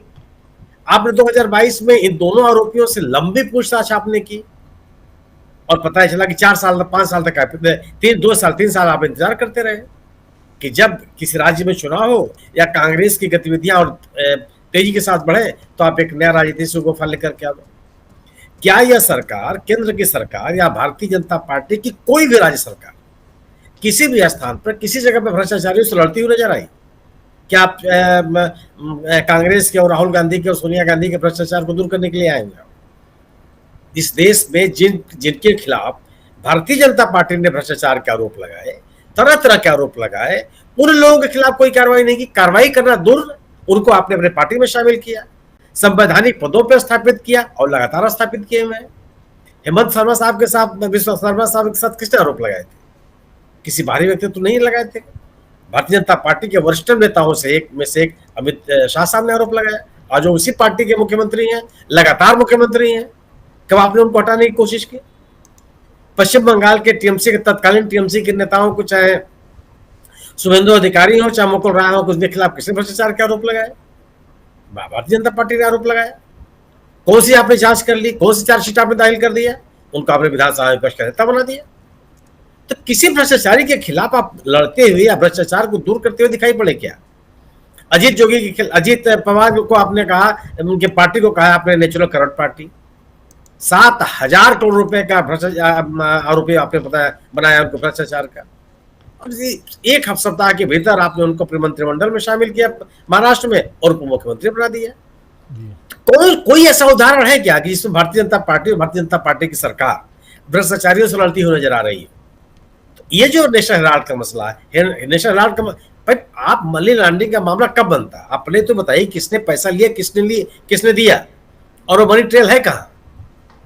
कोई बात आपके सामने नहीं है। पब्लिक डोमेन में कुछ भी नहीं है। जो आप आरोप पत्र दाखिल कर रहे हैं उसमें आप कुछ भी नहीं बताते हैं किसी को, और आप लगातार पीएमएलए कानून लागू किए हुए हैं। ये पूरा का पूरा मामला ये केवल और केवल एक नैरेटिव बनाने की कोशिश है। जो वक्फ संशोधन कानून है उसमें एक नैरेटिव बनानी है, वह नैरेटिव और केवल है ध्रुवीकरण की कोशिश जो भारतीय जनता पार्टी करती रही है। आज अगर आप अपने इस कानून को लेकर के कानूनी तौर पर संवैधानिक की मर्यादाओं के तहत इतने ही पुष्ट थे, तो आप सर्वोच्च न्यायालय के सवालों का आपने जवाब क्यों नहीं दिया? सर्वोच्च न्यायालय के सवालों का, और सवाल वही है, सर्वोच्च न्यायालय ने कोई नए सवाल तो पूछे नहीं। जो लोकसभा और राज्यसभा में बहस के दौरान विभिन्न दलों के राजनीतिक नेताओं ने सवाल उठाए, वही सवाल पूछा सर्वोच्च न्यायालय ने। आप अब बहुमत के बल पर संसद में आप कुछ भी लोगों की आवाज को दबाने में कि आपने कोशिश की, कि आप करते रहे। आपने जेपीसी की बैठकों में विपक्ष की आवाज को दबाने की आपने कोशिश की और आप सफल हो गए। सर्वोच्च न्यायालय की तो आवाज आप दबा नहीं सकते, वहां तो आपको जवाब देना पड़ेगा और सर्वोच्च न्यायालय को आप संतुष्ट कर दीजिए। जो भी सवाल पैदा होते हैं, तो वह जो एक पूरा का पूरा जो एक राजनीतिक अभियान था भारतीय जनता पार्टी का, इन दोनों मामलों में राहुल गांधी ने आज जो जवाब दिया गुजरात में खड़े होकर के, क्या उम्मीद कर रही थी भारतीय जनता पार्टी कि इस आरोप पत्र के दाखिल होने के बाद कांग्रेस डिफेंसिव हो जाएगी। इस आरोप पत्र के दाखिल होने के बाद कांग्रेस की, सोनिया गांधी की, राहुल गांधी की जो राजनीतिक सक्रियता है वो कम पड़ जाएगी, ठंडी हो जाएगी। और जिस गुजरात में सक्रियता के कारण इस तरह के प्रयास किए गए, उसी गुजरात में खड़े होकर के राहुल गांधी ने आज फिर से ललकारा भारतीय जनता पार्टी को, भारतीय जनता पार्टी की सरकार को। सवाल इस बात का है कि जो भी आप अपने मंसूबे पालने के लिए आजाद है, कुछ ही पाल लीजिए, लेकिन दोनों राजनीतिक अभियानों को, एक राजनीतिक अभियान को सर्वोच्च न्यायालय ने और दूसरे राजनीतिक अभियान को कांग्रेस ने खुद एकदम पंचर कर दिया। और तीसरी जिसके आपने तमिलनाडु की बात की, तमिलनाडु में संभव नहीं है मिलजुल करके कई पार्टियां चुनाव लड़ी हैं, कभी मिलीजुली सरकार नहीं बनी आज तक। कभी डीएमके आईडीएमके ने अपने साथ किसी भी दूसरे दल को शामिल नहीं किया, चाहे कांग्रेस हो चाहे बीजेपी, तो दूर दूर तक कोई सवाल नहीं पैदा होता। और आप उस प्रदेश की पूरी राजनीति को आपने प्रभावित करने की कोशिश की। एआईडीएमके को इस लायक भारतीय जनता पार्टी ने छोड़ा कहां?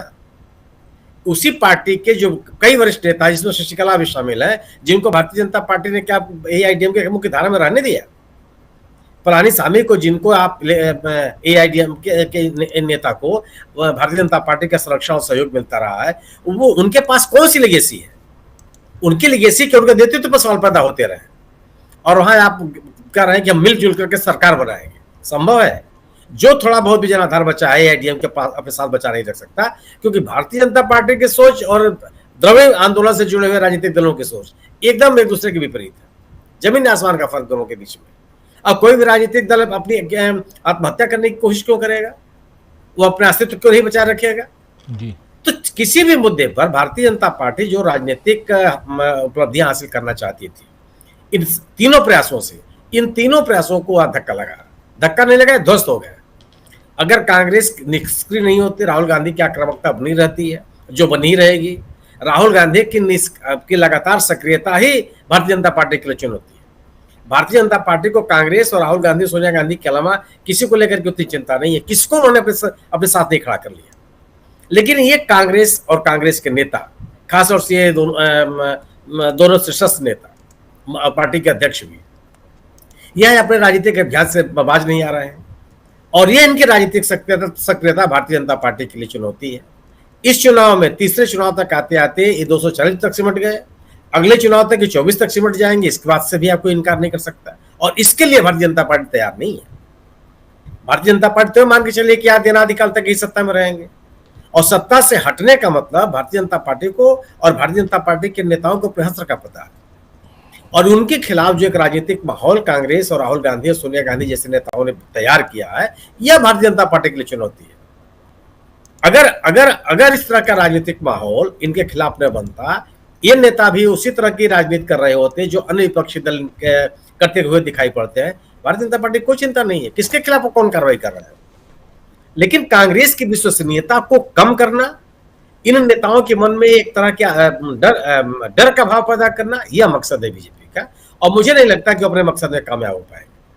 तो जो अल्पसंख्यकों को लेकर के ध्रुवीकरण की कोशिशें हैं, वह सुप्रीम कोर्ट से मुझे लगता है कि जो जिस तरह के आज बहस हुई और चर्चा हो, उसमें वो मंसूबा पूरा होता नहीं दिखाई पड़ता, और कांग्रेस की सक्रियता को रोकने की जो कोशिश है इस चार्जशीट के माध्यम से, मुझे लगता है कि इससे दूर दूर तक कोई आशंका नहीं है।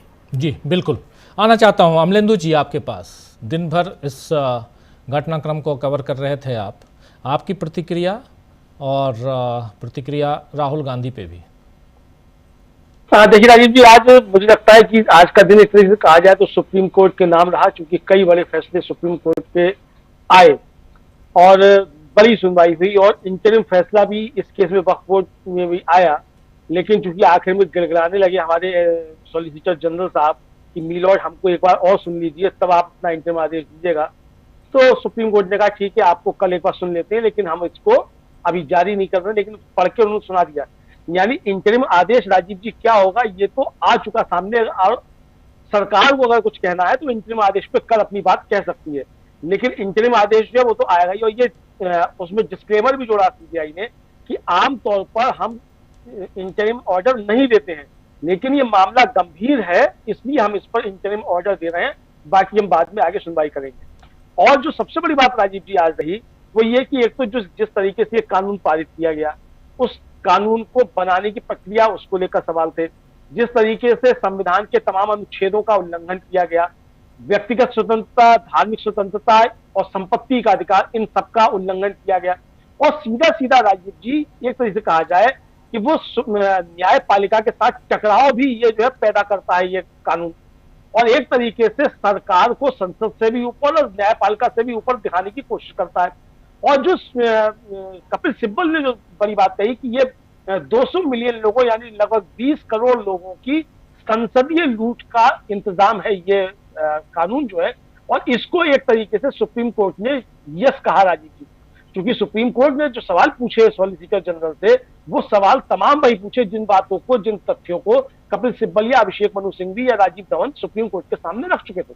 हालांकि सवाल अभिषेक मनु सिंघवी और कपिल सिब्बल, राजीव धवन इनसे भी किए, लेकिन सरकार से बहुत ज्यादा जो थे सवाल, कड़े सवाल सुप्रीम कोर्ट ने पूछे, और आखिर में हुआ यह कि जो हलक जो था उनका, हमारे सॉलिसिटर जनरल साहब का, वो सूखने लगा और फिर उनको कहना पड़ा कि मिलॉर्ड आप इन सब बातों को छोड़ दीजिए, मुझे अपनी बात रख लेने दीजिए। तो बात रखने दी उन्होंने, ठीक है आप अपनी बात रखिए, लेकिन बहुत सवाल जो थे उन्होंने पूछा, और ये भी पूछा कि भाई आप अगर ये कह रहे हैं कि भाई हिंदू बंदोबस्ती का अगर है तो अगर आप ये कहेंगे तो फिर आप इस आधार पर फिर आप यहाँ बहस नहीं कर पाएंगे। इस पर जब उन्होंने कहा सीटे जनरल ने कि साहब आप तो इस आधार पर इनको भी नहीं सुन पाएंगे, तो उस पर जो सुप्रीम कोर्ट ने एकदम कड़ी फटकार लगाई, वो ये बताया कि हम सेकुलर हैं, स्टेट सेकुलर है, और जब हम आते हैं यहाँ पर तो अपना धर्म हम अपना घर पर रखकर आते हैं, और राज्य को भी अपना धर्म जो है वो घर पर रखकर आना चाहिए। एक तरीके से राजधर्म का पाठ जो है राजीव जी आज सुप्रीम कोर्ट ने इस सरकार को पढ़ाया है। मुझे लगता है कि अगर मोदी जी थोड़े भी समझदार होंगे और कानून की भाषा थोड़ी समझते होंगे, नहीं समझते होंगे तो उनके बहुत अच्छे कानूनविद हैं, रविशंकर प्रसाद कानून मंत्री रहे हैं, अर्जुन राम मेघवाल जो है वो अफसर भी रहे हैं, मंत्री भी हैं, तो वो सब कानून की भाषा मोदी जी को समझा देंगे कि सुप्रीम कोर्ट ने आज किस तरीके से भिगो किस सरकार को मारा है। यही शब्द इस्तेमाल किए जा सकते हैं, क्योंकि सरकार समझने को तैयार नहीं है कि कानूनी प्रक्रिया में और विधायिका और कार्यपालिका का जो अपने दायरे हैं उसमें आप किस तरीके से दखलंदाजी करने की कोशिश कर रहे हैं। और सुबह तो राजीव जी मैंने देखा कहीं कि वो किरण रिजिजू साहब जो है वो सुप्रीम कोर्ट को ही धमका रहे थे एक तरीके से, और वो कह रहे थे, मतलब उनका कहने का तात्पर्य ये था कि सुप्रीम कोर्ट को जो सरकार ने जो कानून बना दिया उसमें दखलंदाजी नहीं करनी चाहिए।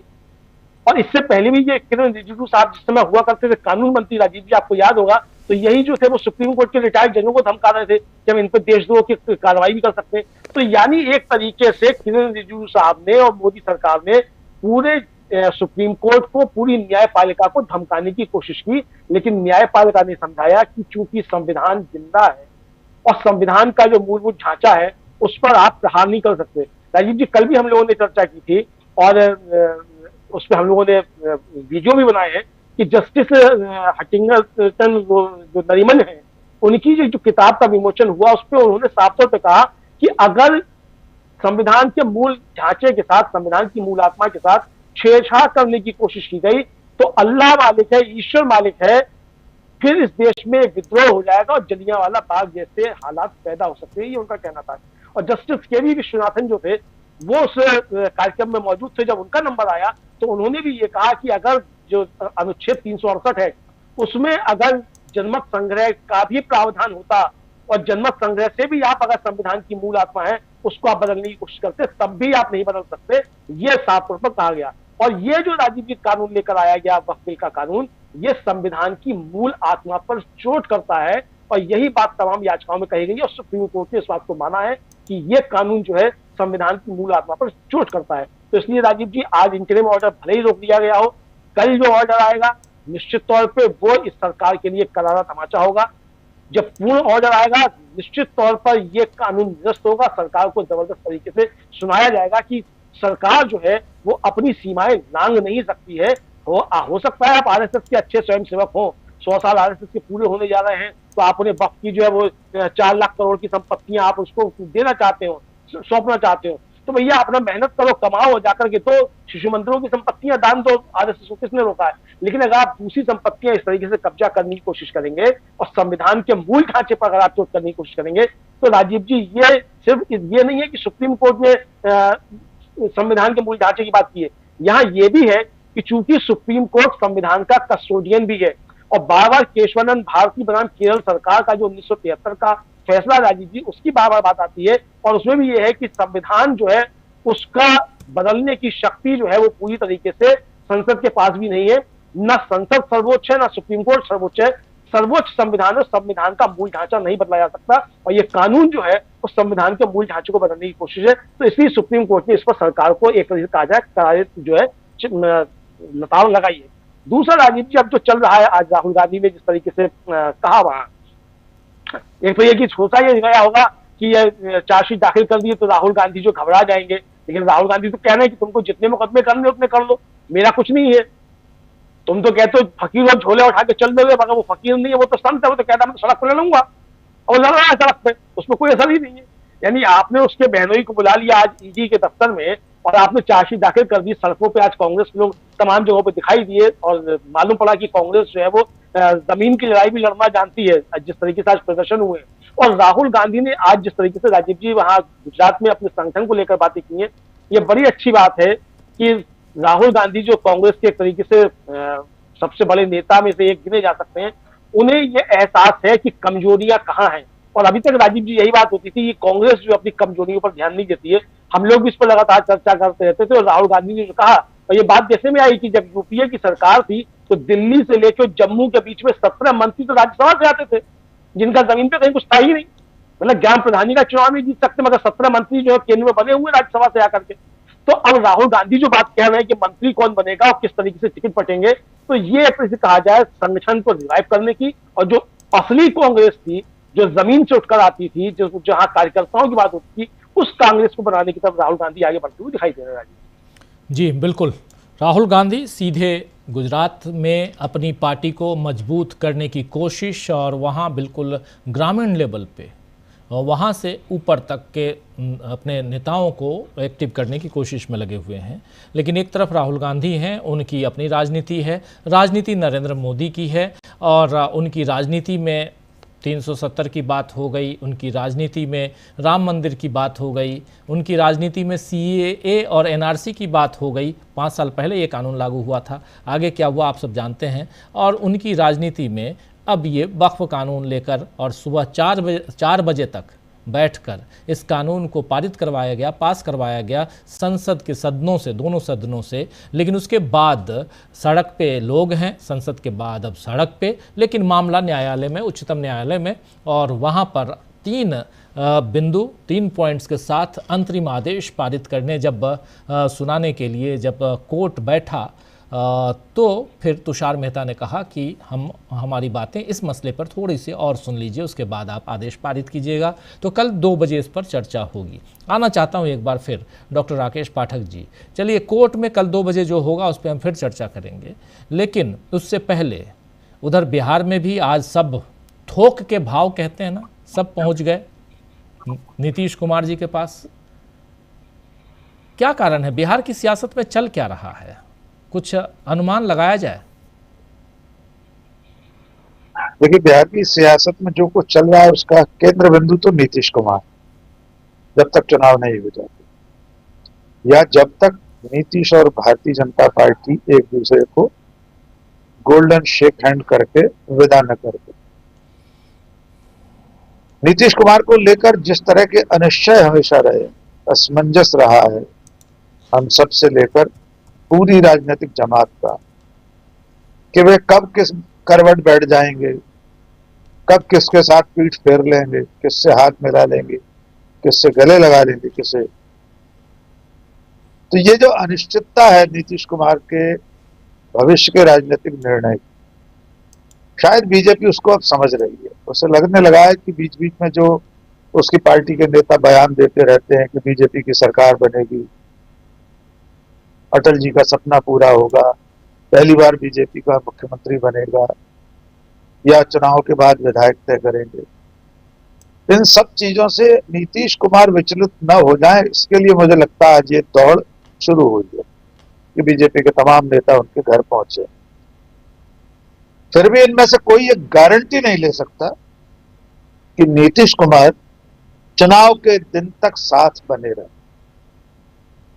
दूसरी तरफ तेजस्वी यादव दिल्ली आए, उनकी मुलाकातें हुई राहुल गांधी से, खड़गे से, यानी इंडिया गठबंधन अपनी तैयारियों में लग गया। एक तरफ ऐसा गठबंधन है जिसमें सब साथ हैं, दूसरी तरफ ऐसा गठबंधन है उसमें से एक ने तो अभी साथ छोड़ा है। एनडीए गठबंधन में से 2 दिन पहले किसी नेता ने साथ छोड़ दिया। उसके संगी साथियों का आपस में भरोसा नहीं। इसलिए जैसे जैसे चुनाव पास आएगा, खास तौर से नीतीश कुमार के तेवरों पर नजर रखना पड़ेगी। सबसे ज्यादा चिंता बीजेपी को लगी होगी, लेकिन इंडिया गठबंधन भी इस बात पर नजर रखे होगा कि नीतीश कुमार क्या करते, क्या सचमुच में लालू यादव के परिवार से जो अलग अलग आवाजें आती हैं, कभी मीसा भारती कुछ कह देती हैं, तेजस्वी कुछ और कहते हैं, लालू यादव कुछ और कहते हैं, क्या इनमें से कोई एक व्यक्ति नीतीश को फिर से साथ लाने की कोशिश कर सकता है, या नीतीश अब बीजेपी के साथ लड़कर ही तमाम दूसरी प्रादेशिक क्षेत्रीय पार्टियों की तरह खत्म हो जाना पसंद करेंगे जिन जिन ने बीजेपी का साथ लिया। तो बिहार की गर्मी अब बढ़ेगी धीरे धीरे। एक बात जोड़ना चाहता हूं, प्रशांत जी और अमलेंदु जी दोनों ने जिक्र किया कि जब सुप्रीम कोर्ट से कहा गया फिर तो आप भी नहीं सुन सकते, और बेंच ने कहा कि जब हम बेंच पर बैठते हैं तो अपना धर्म छोड़कर आते।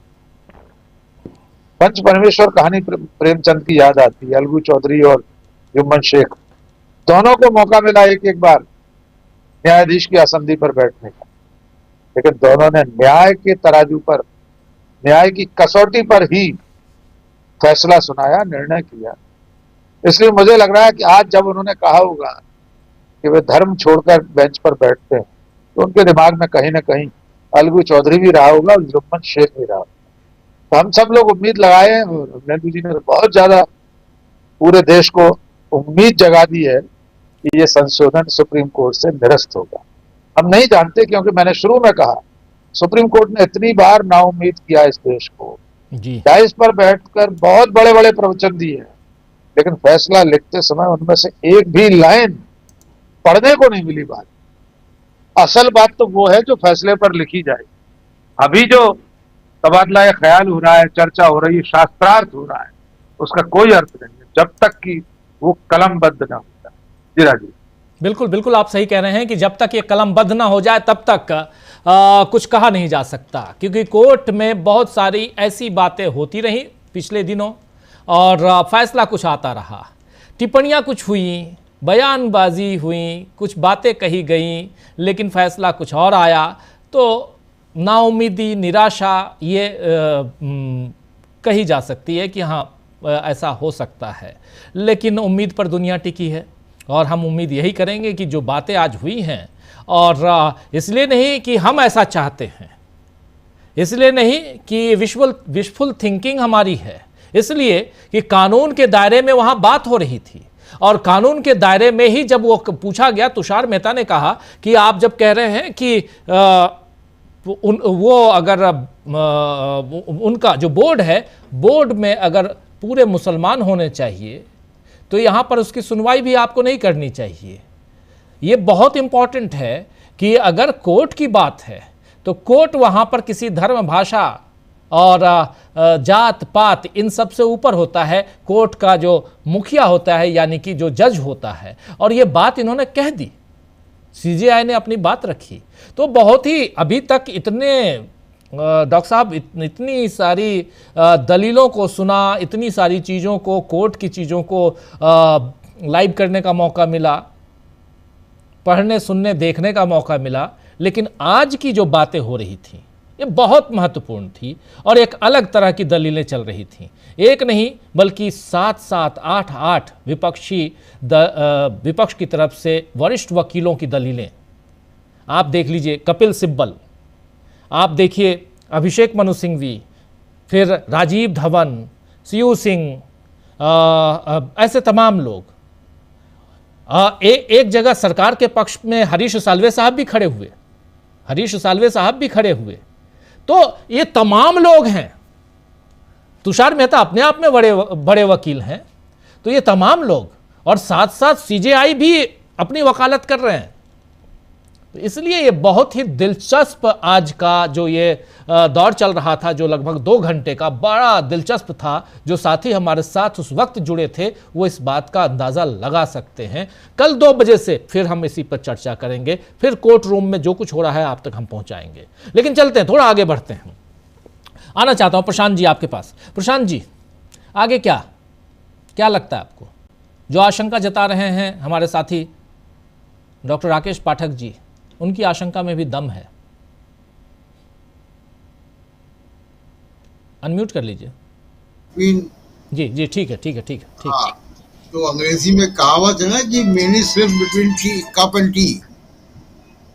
तो अभी लेकिन जो अंतरिम आदेश है जिसको आज वो लिखवा रहे थे और उन्होंने कल तक के लिए उसको टाला है, ये अंतरिम आदेश ही वक्फ बिल की हवा निकाल दे रहा है। फाइनल ऑर्डर तो छोड़ दीजिए आप, जो सरकार की मंशा थी, इसीलिए मैंने कहा कि मंशा और सिद्धांत दोनों को सुप्रीम कोर्ट ने आज कटघरे में खड़ा कर दिया सरकार की। ये बहुत महत्वपूर्ण है इस वक्त बिल में। उसकी तमाम टेक्निकलिटीज की बातें एक जगह है जो आगे जाके भी होंगी, लेकिन जो इंटेंट और आइडिया, ये दोनों चीजों को सुप्रीम कोर्ट ने आज जो है किनारे कर दिया। सोशल मीडिया पे बहुत कुछ लिखा जा रहा है इसके बारे में, मैं उस पर नहीं आऊँगा, लेकिन बहुत उम्मीदों भरा दिन है। और कम से कम एक ऐसा फैसला हम देखेंगे जिसमें कोई जो जज ओनरशिप ले। यहाँ तो 5 जजों का फैसला हुआ और किसी के भी साइन नहीं है उसमें। मैं अयोध्या के फैसले की बात कर रहा हूँ, उसका कोई ऑथर नहीं है। आमतौर पे सुप्रीम कोर्ट में जो जजमेंट होते हैं उसमें जो मेन जजमेंट होता है उसका कोई एक जज कोई ऑथर होता है, उसके साइन से जाता है। कोई डिसेंटिंग नोट वाला जजमेंट होता है तो उसका ऑथर होता है। अयोध्या जजमेंट का कोई ऑथर नहीं है, बेंच ऑथर है। किसी ने ओनरशिप ही नहीं ली। अब फिर हम सुन रहे हैं कि वो भगवान ने डिक्टेट किया था, हॉटलाइन में भगवान थे चंद्रचूड़ जी के। तो कम से कम अब सुप्रीम कोर्ट में संविधान आ रहा है, भगवान नहीं आ रहे, ये बड़ी राहत की बात है। दूसरा कि तमिलनाडु, अभी बिहार की चर्चा हो रही थी, देखिए तमिलनाडु में जो हवा चली है वो हवा आंध्र प्रदेश भी आएगी और वो हवा बिहार भी आएगी। मुझे लगता है कि वो बिहार आ चुकी है वो हवा। वो वक्फ बोर्ड को लेकर, वक्फ बिल को लेकर, वक्फ कानून को लेकर जो आशंकाएं हैं, जो AIADMK को आशंका है, जबकि तमिलनाडु एक ऐसा धार्मिक ध्रुवीकरण वाला राज्य नहीं है। वहाँ भाषा के नाम पे ध्रुवीकरण होता है, वहाँ क्षेत्रवाद के नाम पे होता है, वहाँ पे सेंटर स्टेट रिलेशंस के ऊपर मुद्दे बनते हैं और डिलिमिटेशन एक बड़ा मुद्दा है। धर्म के आधार पर तमिलनाडु में ध्रुवीकरण की राजनीति नहीं होती है, जहाँ बीजेपी लाने की कोशिश कर रही है। उसको आधार बना के अगर AIADMK को साथ में खड़े होना इनके मंजूर नहीं है बीजेपी के, तो आप सोचिए कि इसका इम्पैक्ट बिहार में क्या होगा, इसका इम्पैक्ट आंध्र प्रदेश में क्या होगा। जी, पहली बार देखिए वक्फ बिल पे के बाद पहली बार एक पॉलिटिकल फैसला हुआ है तमिलनाडु में। एक पॉलिटिक्स ने एक धारा बदली है और ये पूरे देश को प्रभावित करेगी धीमे धीमे। ये बहुत महत्वपूर्ण है। इसी का कुछ पैनिक होगा जो नीतीश कुमार के यहाँ पहुंचे हैं सब। क्या कारण है अभी समझ में आएगा थोड़ी देर में या कल तक, लेकिन कुछ तो है जिसकी पर्दादारी है। और वो कुछ जो है, जो मुझे दिखाई दे रहा है कि जो तमिलनाडु से हवा चली है वो हवा बिहार तक पहुंची है और आज और नहीं तो कल वो तमिलनाडु में पहुंचेगी। जी राजीव जी जी, बिल्कुल बिल्कुल, आप सही कह रहे हैं। तमिलनाडु की हवा इधर पहुंच सकती है, आंध्र प्रदेश, तमिलनाडु की हवा पहुंच सकती है, बिहार भी। और क्या तमिलनाडु की सुगबुगाहट उसी ढंग की सुगबुगाहट बिहार में भी हो रही है? इसलिए एक के बाद एक इतने सारे नेता, बीजेपी के कद्दावर नेता आज पहुंच गए नीतीश बाबू के दरवाजे पे। जरा आना चाहता हूं प्रोफेसर रविकांत जी आपके पास। क्या लगता है आपको, तमिलनाडु से AIADMK अभी 3 दिन पहले गठबंधन का ऐलान करते हैं अमित शाह, और आज तीसरे दिन, चौथे दिन आज AIADMK के पलानी स्वामी साहब जो हैं वो गठबंधन तोड़ने का ऐलान कर देते हैं। गठबंधन तोड़ने का ऐलान ऐसे ना कहें, लेकिन इतना ज़रूर कहते हैं कि अगर हमारी सरकार बनी तो हम साथ ही नहीं रहेंगे। हाँ, ये ठीक वैसे ही है जैसे लिव इन में रहने के बाद आदमी शादी की तरफ जाए, लेकिन यहाँ पहले ही तय हो गया कि नहीं अब आगे गठबंधन नहीं हो सकता है, तो लिव इन में जितने दिन चाहे उतने दिन रह ले। ये सीधा संकेत बहुत स्पष्ट वार्ता के साथ ये कहा। देखिए, साउथ की पॉलिटिक्स और साउथ की जो समझ है वो उत्तर भारत की गाय, गोबर और गौमूत्र पर नहीं है। DU की एक प्रिंसिपल साहिबा एक कमरे को, वो भी क्लासरूम को गाय से लीप रही हो, वो गोबर से लो लीपती है कि गर्मी नहीं लगेगी, और खुद के कमरे में AC वेसी लगा हुआ है। तो खैर ये तो उत्तर भारत में चलता है। जितना ज्यादा यहाँ धार्मिक पाखंड ये सब होगा उतना ही ज्यादा बीजेपी के लिए फायदा दिखता है, और वो इसीलिए चल रहा है। तमाम बाबाओं की लाइन लगी हुई है। कोई हिंदू गांव बना रहा है, कोई मनुस्मृति लागू कर रहा है, कोई कुछ और कर रहा है। तो ये तो उत्तर भारत का अपना तमाशा है, और दक्षिण भारत से ज्यादा उत्तर भारतीय फेमस हैं। तो वो उनका तो खैर ज्ञान का जो दायरा है वो हम लोग समझ सकते हैं। लेकिन जो आपने कहा ना कि उस बिहार में नीतीश जी की जो मानसिक अवस्था है उसको लेकर के तमाम सवाल इस बीच में खड़े हुए, लेकिन उनके बेटे ने तो बहुत स्पष्ट कर दिया कि मानसिक रूप से एकदम स्वस्थ हैं। और अमित शाह अंकल ने तो कहा था कि वही चीफ मिनिस्टर होंगे। आज अभी मैं पोस्टर देख रहा था, वो पोस्टर लग रहे वहाँ 25 से 30 फिर से नीतीश, वो पहले वाले पोस्टर हैं आज फिर से लगाए जा रहे हैं। तो नीतीश कुमार क्या करेंगे अभी कुछ भी नहीं पता है। बीजेपी भी जो सोचती है ना कि हम रिटायर्ड हार्ट कर दें नीतीश कुमार को, तेजस्वी तो बहुत पहले से कह रहे हैं कि ये खटारा गाड़ी से बिहार नहीं चलेगा। तेजस्वी ने तो बहुत पहले क्लियर कर दिया था। तो अब जो जिस तरह से जाल में फंस रही है बीजेपी, उसके पास निकलने का रास्ता नहीं है। और इसलिए मैंने अपने पिछले वक्तव्य में कहा था कि हर चीज का एक समय होता है, आइडियोलॉजी का भी एक समय होता है, और जो आइडियोलॉजी जितनी तेज भागती है उतनी जल्दी खत्म भी होती है।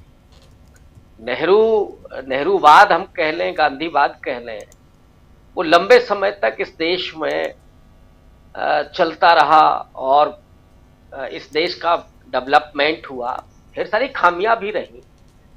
लेकिन हिंदुत्व जो लेकर के आए RSS और बीजेपी वाले, तो वो इतना तेज गति से भाग रहे हैं कि उनको समझ भी नहीं आ रहा है कि अब कब देश को हिंदू राष्ट्र बनाना है। और इसी में वो सारी एनर्जी उनकी, वो जो अब उनकी एनर्जी में पॉजिटिविटी है नहीं, सिर्फ और सिर्फ नेगेटिविटी है। तो अभी तो सुप्रीम कोर्ट में सुनवाई चल रही थी। हरियाणा में अभी एक खबर आई है कि वहां 50-60 साल पुरानी एक मस्जिद को तोड़ दिया गया बुलडोजर से। तो देश को ऐसे लगता है कि जैसे आंतरिक अशांति में झोंक देना है। जी, बीजेपी और सरकारों को अब ये लग रहा है कि उनके हाथ में सारे तंत्र हैं, पुलिस भी है। अब हो सकता है कि वो फौज और न्यायालय को भी समझ रहे हों, लेकिन आज जो बातें हुई हैं सुप्रीम कोर्ट में, फैसला तो कल आएगा या परसों आएगा, लेकिन थोड़ा दो टूक बात हुई है और ये पिछले समय से चल रहा है। और ये आशंका इसलिए भी कम होती है क्योंकि जितनी जल्दी सुनवाई हुई है, आपको याद होगा कुछ और पुराने मसले हैं जो PIL है, उन पे अभी तक सुनवाई नहीं हुई, लंबा 2-3 साल बीत गया। इस पर इतनी त्वरित सुनवाई होना यही अपने आप में संकेत था कि जैसा मोदी जी और शाह साहब सोचते हैं, जो चाह रहे थे, उस हिसाब से सुप्रीम कोर्ट नहीं चल रहा है। आज एक और झटका है।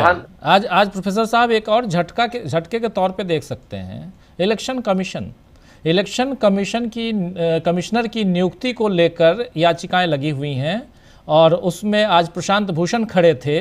प्रशांत भूषण ने कहा कि मिलॉर्ड अब कितना, हर बार तो तारीख पे तारीख है, तो फाइनली 14 मई को ये कहा गया है, अगले नेक्स्ट 14 मई ये तारीख, और उस दिन सुनवाई ज़रूर होगी, ये कह के अगली तारीख दे दी गई है कि सुनवाई ज़रूर करेंगे, हम 100% करेंगे सुनवाई। तो ये बात भी है।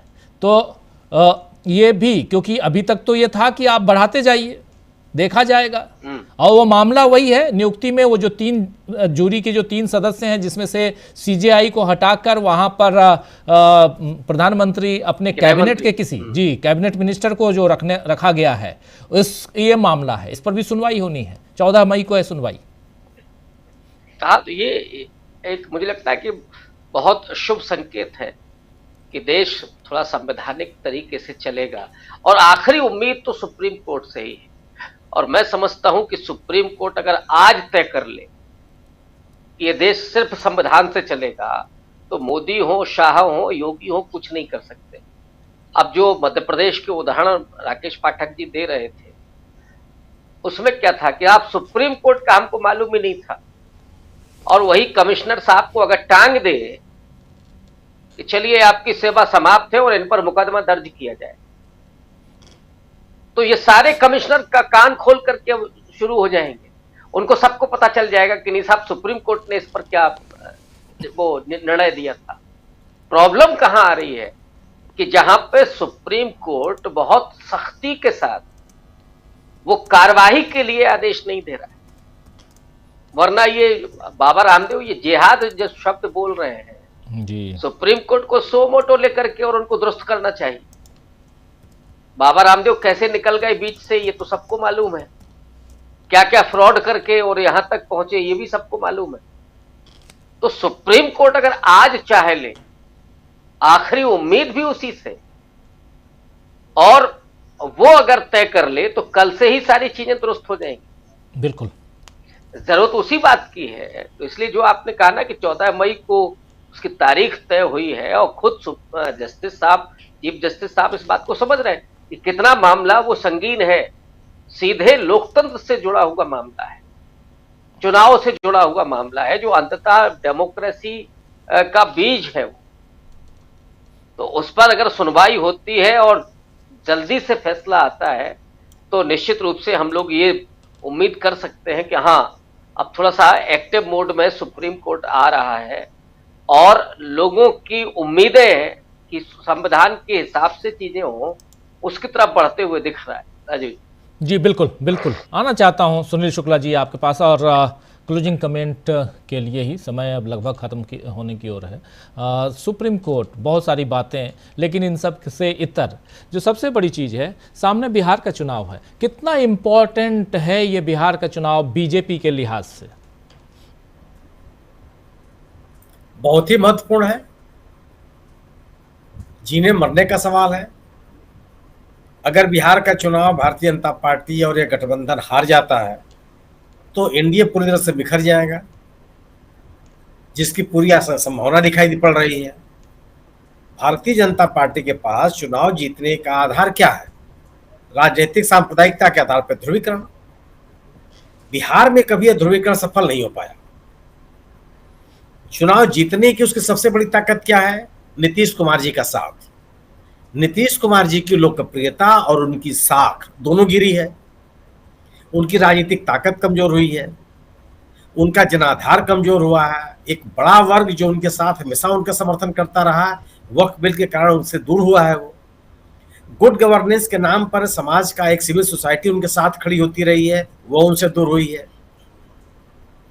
तो बिहार का चुनाव बहुत ही महत्वपूर्ण है बीजेपी के लिए। ये सामान्य चुनाव नहीं है कि उस चुनाव से ही वो आगे के जो चाहे उत्तर प्रदेश का चुनाव हो चाहे बंगाल का चुनाव हो, वो अपना नैरेटिव सेट करने की कोशिश में लगी हुई है। अगर वो बिहार के चुनाव में उसको पराजय का सामना करना पड़ता है, अगर सत्ता में नहीं आ पाती है, तो बहुत जबरदस्त उसके खिलाफ नैरेटिव बनेगा। और ये भारतीय जनता पार्टी कहां जाके गिरेगी, इसकी कल्पना भी आप नहीं कर सकते। सर्वोच्च न्यायालय के आदेश को लेकर के जो आप लोग आशंकाएं जाहिर कर रहे हैं, मैं विनम्रतापूर्वक आप लोगों से असहमत हूं। आखिर सर्वोच्च न्यायालय ने जो सवाल पैदा किए हैं वो अस्वाभाविक कैसे हैं? आप अस्वाभाविक सवालों को कह सकते हैं कि ये पता नहीं ये आदेश में शामिल हो या ना हो। सर्वोच्च न्यायालय ने क्या कहा कि ये मस्जिदें जो 13वीं 14वीं शताब्दी में बनी हैं, कई मस्जिदें ऐसी हैं, अंग्रेजों का शासनकाल था, उस समय जमीनों के पंजीकरण का प्रावधान नहीं था, मस्जिदों के पंजीकरण का प्रावधान, धार्मिक स्थलों के पंजीकरण का प्रावधान नहीं था। उस काल में बने हुए मस्जिदों के लिए अगर आज आप पंजीकरण के अभिलेख मांगने लगेंगे तो कहां से आएगा? क्या यह अस्वाभाविक सा सवाल है? और अगर सर्वोच्च न्यायालय यह पूछता है कि जिन मामलों को, जिन वक्फ संपत्तियों को न्यायालय वक्फ संपत्ति घोषित कर चुकी है, उन पर दोबारा कार्यकारी अधिकारी, कोई एग्जीक्यूटिव अफसर चाहे कोई जिलाधिकारी कैसे दोबारा जांच कर सकता है? क्या यह अस्वाभाविक सा सवाल है? अगर सर्वोच्च न्यायालय यह कहता है कि इक्विटी का प्रश्न है, तो यह क्या अस्वाभाविक प्रश्न है? सर्वोच्च न्यायालय ने किसी बंद कमरे में या किसी की कान में तो सवाल पूछे नहीं है, खुली अदालत में सवाल पूछे, और ये ऐसे सवाल हैं जो पूरे देश को झकझोर रहे हैं। तो इस बात की कहां से आशंका पैदा हो जाती है कि सरकार ये न्यायालय के आदेश में पता नहीं क्या होगा। न्यायालय के आदेश ऐसा थोड़ा है कि न्यायालय जो तर्क रखे जा रहे हैं और जो आदेश आएगा वो एकदम उलट पुलट हो जाएगा। यह जो सवाल पूछे गए हैं वो अदालत के द्वारा पूछे गए हैं। ये जब सरकार की तरफदारी करने के लिए जब देश के सबसे बड़े विधि अधिकारी वहां उपस्थित हुए, और ये स्वाभाविक से सवाल है कि जब आपके पास पंजीकरण का प्रावधान ही नहीं था, तब आप पंजीकरण का अभिलेख क्यों मांग रहे हैं? क्या हमारी आपकी जानकारी में नहीं है? मैं अपने गांव के मंदिरों को जानता हूं, जो गांव के निवासियों ने दान दिए और उस दान की जमीन पर वो मंदिर बने। आज कोई ये पूछने लगे कि इस मस्जिद और मंदिर का अभिलेख दीजिए, कोई नहीं दे सकता, किसी के पास अभिलेख नहीं है जी। वह संपत्ति, वह धार्मिक स्थल उपयोग के अनुसार ही धार्मिक उसका स्वरूप बना हुआ है, इसके अलावा कोई अभिलेख किसी के पास नहीं है। अगर हर धार्मिक स्थल के अभिलेख आप तलाशने लगेंगे तो अधिकांश धार्मिक अभिलेख कैसे स्थान ऐसे मिलेंगे जिनका कोई अभिलेख नहीं है, वो केवल प्रयोग के माध्यम से बने हुए हैं। ये कोई रजिस्ट्रेशन एक्ट थोड़ा था उस समय जी। और ये जो मंदिर इतने पुराने या मस्जिद इतने पुराने या अन्य धार्मिक स्थल इतने पुराने बने हुए हैं, इनका अभिलेख कोई कहां से दे देगा? तो आप ये जमीनों के ऊपर सरकार की दखलंदाजी के जो रास्ते खोजे जा रहे हैं, जिनके ऊपर सर्वोच्च न्यायालय ने सवाल पैदा किए हुए हैं, इनको आप खारिज कैसे कर सकते हैं? मुझे तो इस बात की कोई आशंका नजर नहीं आती कि आज जो सवाल उठाए गए हैं सर्वोच्च न्यायालय में वह कल के अंतरिम आदेश में दिखाई नहीं पड़ेंगे, वही दिखाई पड़ेंगे। और यह निश्चित रूप ये लंबा भी नहीं जाएगा। अगले महीने में हमारे ख्याल से 11 तारीख को अवकाश ग्रहण कर रहे हैं जी, 10 तारीख। इसके पहले मैंने इसकी शुरुआत हमारे पास हो जानी चाहिए। और कल तो, और इसमें आदेश, अंतरिम आदेश आवश्यक क्यों है? यह आदेश, ये कानून लागू हो चुका है देश में। अगर इस कानून के इन प्रावधानों का रोक नहीं लगाई गई तो इसके क्या दुष्परिणाम होंगे, किन किन जगहों पर क्या क्या सरकार के अधिकारी रोक कर डालेंगे, इसकी चिंता सर्वोच्च न्यायालय को है। इसलिए आज सर्वोच्च न्यायालय ने इतनी तत्परता दिखाई है कि उस पर आदेश दिया जाना आवश्यक है। और अगर वो सर्वोच्च न्यायालय ने स्वाभाविक तौर पर ये सवाल कोई कानून की व्याख्या के तहत नहीं पैदा हुए, सबके मन में सवाल पैदा हो रहा है, पूरे देश में के मन में सवाल पैदा हुए हैं। इसलिए मेरा अपना मानना है कि इस बात की आशंका या इस बात के लेकर के मन में उठते हुए संदेह कि पता नहीं न्यायालय के आदेश में क्या शामिल हो, मुझे लगता है कि निर्मूल है ये। न्यायालय भी संविधान की भावनाओं को समझता है और हम और आप भी संविधान के अनुसार इस देश को चलते हुए देखना चाहते हैं। जी बिल्कुल बिल्कुल।